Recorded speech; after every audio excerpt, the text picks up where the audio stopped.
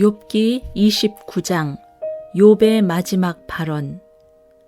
욥이 다시 비유를 써서 말을 하였다. 지나간 세월로 되돌아갈 수만 있으면, 하나님이 보호해 주시던 그 지나간 날로 되돌아갈 수만 있으면 좋으련만. 그때에는 하나님이 그 등불로 내 머리 위를 비추어 주셨고, 빛으로 인도해 주시는 대로 내가 어둠 속을 활보하지 않았던가. 내가 그처럼 잘 살던 그 시절로 다시 돌아가서 살 수 있으면 좋으련만. 내 집에서 하나님과 친밀하게 사귀던 그 시절로 되돌아갈 수 있으면 좋으련만. 그때에는 전능하신 분께서 나와 함께 계시고 내 자녀들도 나와 함께 있었건만. 젖소와 양들이 젖을 많이 내어서 내 발이 젖으로 흠뻑 젖었건만. 돌짝밭에서 자란 올리브 나무에서는 올리브 기름이 강물처럼 흘러나왔건만. 그때에는 내가 성문 회관에 나가거나 광장에 자리를 잡고 앉으면 젊은이들은 나를 보고 비켜서고 노인들은 일어나서 내게 인사하였건만. 원로들도 하던 말을 멈추고 손으로 입을 가렸으며 귀족들도 혀가 입천장에 달라붙기나 한 것처럼 말소리를 죽였건만. 내 소문을 들은 사람들은 내가 한 일을 칭찬하고 나를 직접 본 사람들은 내가 한 일을 기꺼이 자랑하고 다녔다. 내게 도움을 청한 가난한 사람들을 내가 어떻게 구해 주었는지, 의지할 데가 없는 고아를 내가 어떻게 보살펴 주었는지를 자랑하고 다녔다. 비참하게 죽어가는 사람들도 내가 베푼 자선을 기억하고 나를 축복해 주었다. 과부들의 마음도 즐겁게 해주었다. 나는 늘 정의를 실천하고 매사를 공평하게 처리하였다. 나는 앞을 못 보는 이에게는 눈이 되어주고 발을 저는 이에게는 발이 되어 주었다. 궁핍한 사람들에게는 아버지가 되어주고 알지도 못하는 사람들의 하소연도 살펴보고서 처리해 주었다. 악을 행하는 자들의 턱뼈를 으스러뜨리고 그들에게 희생당하는 사람들을 빼내어 주었다. 그래서 나는 죽을 때까지 이렇게 건장하게 살 것이다. 소털처럼 많은 나날 불사조처럼 오래 살 것이다. 나는 뿌리가 물가로 뻗은 나무와 같고 이슬을 머금은 나무와 같다. 사람마다 늘 나를 칭찬하고 내 정력은 쇠하지 않을 것이다 하고 생각하였건만. 사람들은 기대를 가지고 내 말을 듣고 내 의견을 들으려고 잠잠히 기다렸다.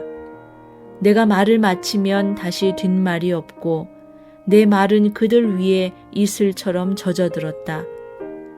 사람들은 내 말을 기다리기를 단비를 기다리듯 하고 농부가 봄비를 기뻐하듯이 내 말을 받아들였다. 내가 미소를 지으면 그들은 새로운 확신을 얻고 내가 웃는 얼굴을 하면 그들은 새로운 용기를 얻었다. 나는 마치 군대를 거느린 왕처럼 슬퍼하는 사람을 위로해 주는 사람처럼 사람들을 돌보고 그들이 갈 길을 정해주곤 하였건만. 욥기 30장. 그런데 이제는 나보다 어린 것들까지 나를 조롱하는구나. 내 양떼를 지키는 개들 축에도 끼지 못하는 쓸모가 없는 자들의 자식들까지 나를 조롱한다. 젊어서 손에 힘이 있을 듯 하지만 기력이 쇠하여서 쓸모가 없는 자들이다. 그들은 가난과 굶주림에 허덕여서 몰골이 흉하며 메마른 땅과 황무지에서 풀뿌리나 씹으며 덤불 속에서 자란 쓴 나무를 캐어 먹으며 뱃살이 뿌리로 끼니를 삼는 자들이다. 그들은 사람 축에 끼지 못하여 동네에서 쫓겨나고 사람들이 마치 도둑을 쫓듯이 그들에게 도둑이야 하고 소리를 질러 쫓아버리곤 하였다. 그들은 급류에 패여 벼랑진 골짜기에서 지내고 땅굴이나 동굴에서 살고 짐승처럼 덤불 속에서 움츠리고 있거나 가시나무 밑에 몰려서 웅크리고 있으니 그들은 어리석은 자의 자식들로서 이름도 없는 자의 자식들로서 회초리를 맞고 제 고장에서 쫓겨난 자들이다.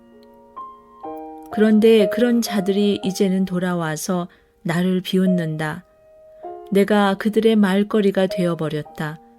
그들은 나를 꺼려 멀리하며 마주치기라도 하면 서슴지 않고 침을 뱉는다.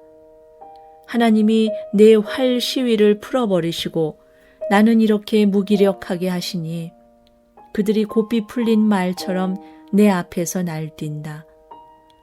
이 천한 무리들이 내 오른쪽에서 나와 겨루려고 들고 일어나며 나를 잡으려고 내가 걷는 길에 덫을 놓고 나를 파멸시키려고 포위망을 좁히고 있다. 그들은 내가 도망가는 길마저 막아버렸다. 그들이 나를 파멸시키려고 하는데도 그들을 막을 사람이 아무도 없다. 그들이 성벽을 뚫고 그 뚫린 틈으로 물밀듯 들어와서 성난 파도처럼 내게 달려드니 나는 두려워서 벌벌 떨고 내 위험은 간 곳 없이 사라지고 구원의 희망은 뜬 구름이 사라지듯 없어졌다. 나는 이제 기력이 쇠하여서 죽을 지경에 이르렀다. 지금까지 나는 괴로운 나날들에 사로잡혀서 편하게 쉬지 못하였다. 밤에는 뼈가 쑤시고 뼈를 깎는 아픔이 그치지 않았다. 하나님이 그 거센 힘으로 내 옷을 거세게 잡아당기셔서 나를 옷깃처럼 휘어 감으신다. 하나님이 나를 진흙 속에 던지시니 내가 진흙이나 쓰레기보다 나을 것이 없다. 주님, 내가 주님께 부르짖어도 주님께서는 내게 응답하지 않으십니다. 내가 주님께 기도해도 주님께서는 들은 채도 않으십니다. 주님께서는 내게 너무 잔인하십니다.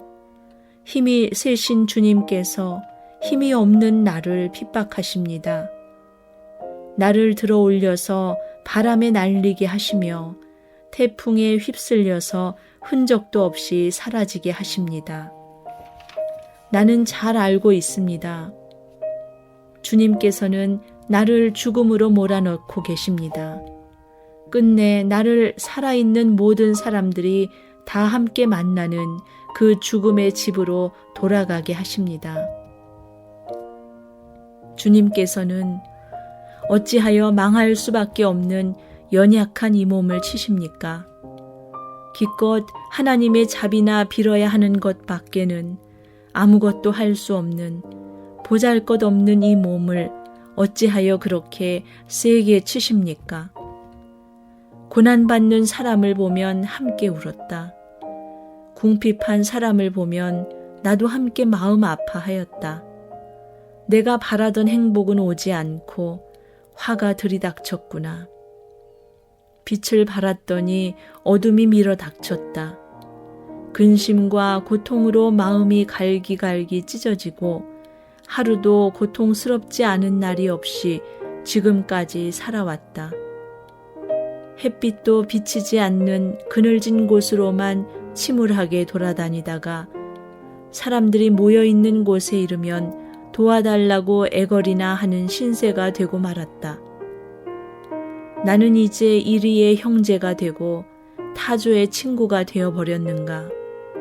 내가 내 목소리를 들어보아도 내 목소리는 구슬프고 외롭다. 살갗은 검게 타서 벗겨지고 뼈는 열을 받아서 타버렸다.